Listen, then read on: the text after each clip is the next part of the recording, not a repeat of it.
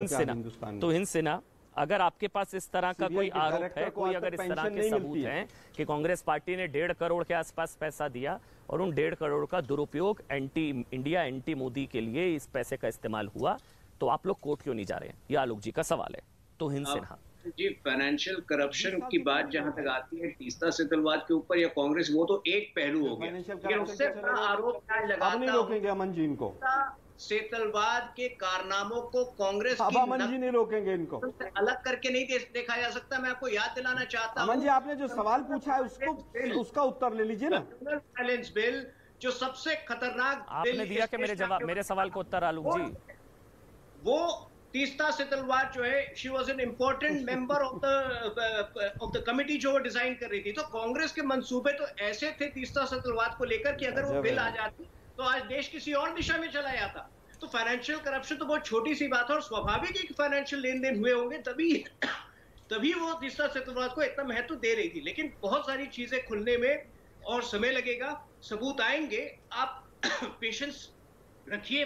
वो सारी चीजें जो हम कह रहे हैं, 10 साल सरकार केंद्र में हो गई, 22 साल से सरकार गुजरात में है, अभी भी समय लगेगा इनको। तारिक फतेह, एक मिनट आलोक जी, आपकी रनिंग कमेंट्री जरूरी है क्या पीछे से? वो आपके बीच में नहीं बोले ना, आपकी रनिंग कमेंट्री जरूरी है क्या पीछे से? वो आपके बीच में नहीं बोले, उनको बोलने दीजिए ना। तो इन सिन्हा टर्न का वेट कर रहे थे, अब आपके बीच में एक शब्द नहीं बोले, तो आपने मेरे सवाल का जवाब दे दिया। क्या राजीव गांधी जिम्मेदार सिख नरसंहार के लिए?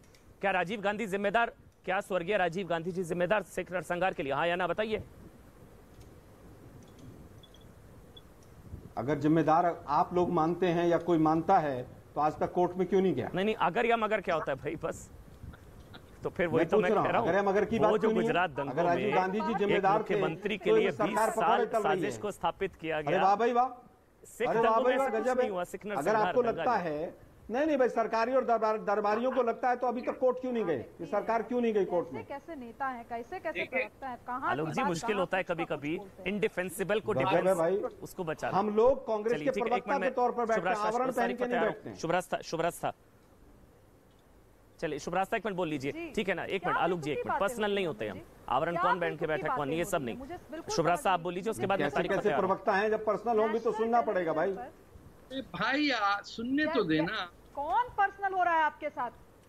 कौन पर्सनल हो रहा है आपके साथ? लगातार बिल्कुल ही ऑब्जेक्टिव, बिल्कुल वस्तुनिष्ठ सवाल पूछा गया, आपने जवाब दिया नहीं। उसकी जिम्मेवारी क्या हमारी है? आलोक जी ने, अमन जी ने सवाल पूछा, सरकार में बैठकर पकौड़े तल रहे हैं, सवाल पूछा, उसका उसको अवार्ड क्यों मिल गया, इसको अवार्ड क्यों मिल गया? व्यक्ति है आप। तीस्ता सीतलवाड़ के खिलाफ अगर सबूत थे तो 20 साल से वो बाहर क्यों है? फिर वो टैक्स पेयर मैं हूं, मैं पूछ रहा हूं मैं। देश के नागरिक, सरकार आपकी है, सरकार आपकी है भाई, सरकार आपकी है, सरकार आपकी है, 500 काम कर, सरकार आपकी है, पूछ लीजिए ना।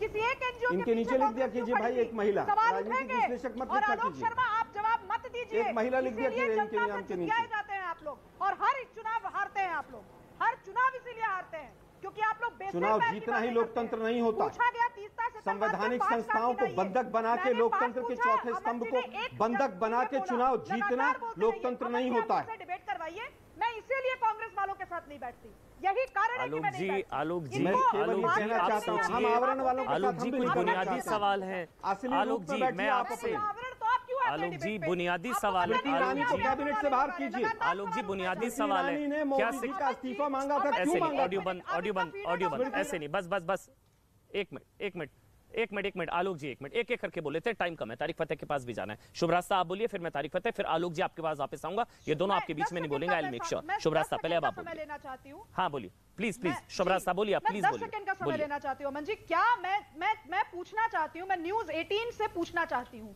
चूंकि आप एंकर हैं, आपके माध्यम से पूछना चाहती हूँ, क्या आलोक शर्मा शरीक है? कांग्रेस के प्रवक्ताओं को पता नहीं होता कि मैं डिबेट में आ रही? क्यों आते हैं डिबेट में?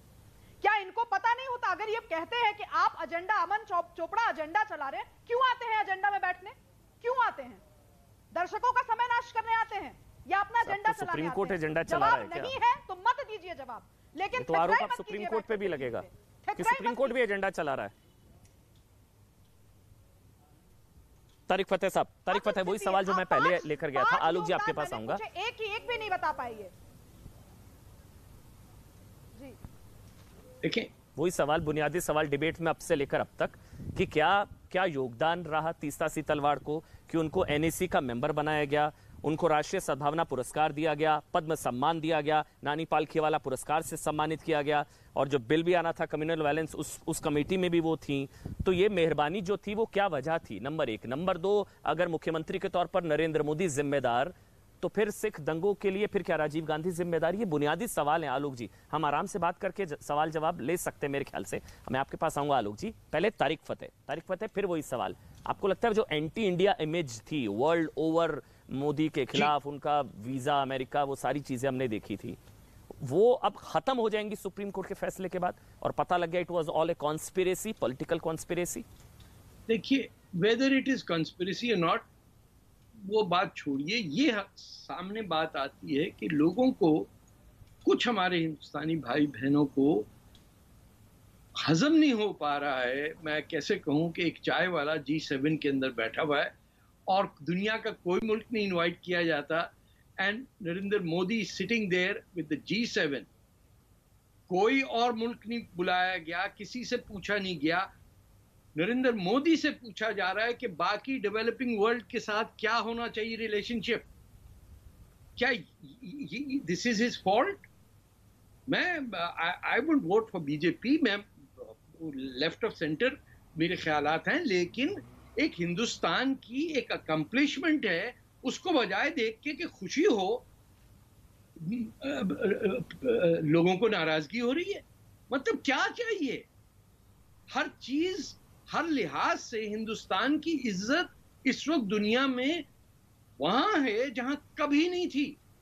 जो धुतकार के अलग रख देते थे कि यहाँ तो तारिक फतेह, एक मिनट बीच में टोक रहा हूं, सॉरी तारिक फतेह। असल में जो हाल में भी हुआ, जो अरब कंट्रीज के साथ जो विवाद हुआ, इसकी बुनियाद में 2002 गुजरात दंगा, मतलब इंडिया में मोदी के नेतृत्व में मुसलमान खतरे में है, एंटी माइनॉरिटी इमेज इंडिया की, जिस वजह से मतलब ये जो प्लैंक था पूरा 20 साल का, वो टूट गया। हाँ ना, सामने नजर आ रहा है आपके टूटते हुए कि मुसलमान को बोलने का हक है। अरे कतर में बोल के तो बताइए, पाकिस्तान में नहीं बोल सकता कोई? बांग्लादेश के अंदर मुसीबत है, जिधर जाइए मुसलमान का मुंह बंद करके रखते हैं सिवाय हिंदुस्तान के, और वहां के भी लीडर कहें कि मुसलमान के साथ ज्यादती हो रही है। अरे कुछ खुदा का खौफ करो भैया, सच तो बोलना सीखो। अगर मुसलमान हो, एक जगह है जहां तुमको वोट देने का हक है, शादी करने का हक है, हर चीज का, जैसी जिंदगी चाहो, चांद देखो ना देखो, ईद मनाओ, रमजान करो, नमाज पढ़ो, मस्जिद बनाओ। अरे मंदिरों पे मस्जिद बना दी, उसके बावजूद चैन नहीं आ रहा। क्यों ऐसा है और क्यों इस्तेमाल हो रहे हैं हिंदुस्तान के मुसलमान ये दंगा फसाद में? मेरा कांग्रेस और बीजेपी का नहीं है, आप देखिए ये हर जगह दे गेट यूज, और वो वोट बैंक का चक्कर है। अरे अपने वोट की कदर उस वक्त होनी चाहिए कि इसी इशू पे क्या पर्सपेक्टिव है। ये नहीं कि हमारा ये ट्राइब है, इसका वोट ले लो। This is not what we are about.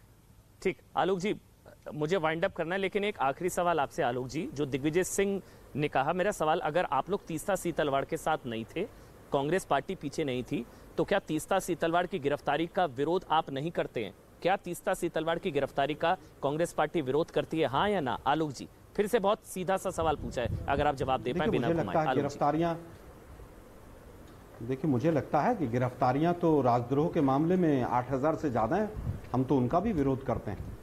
लेकिन मैं तारिक फतेह साहब से कहूंगा कि हिंदुस्तान के मुसलमानों के लिए सर्टिफिकेट ना बांटें।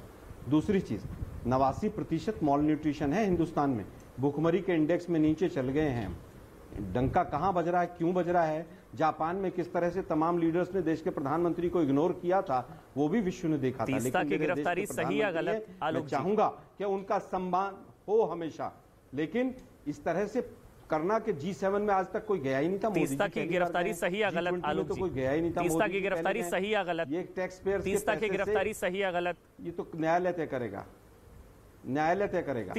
आप लोगों ने कन्हैया के लिए भी कहा था। चलिए फिर दिग्विजय सिंह क्यों विरोध कर रही है? चलिए दिग्विजय सिंह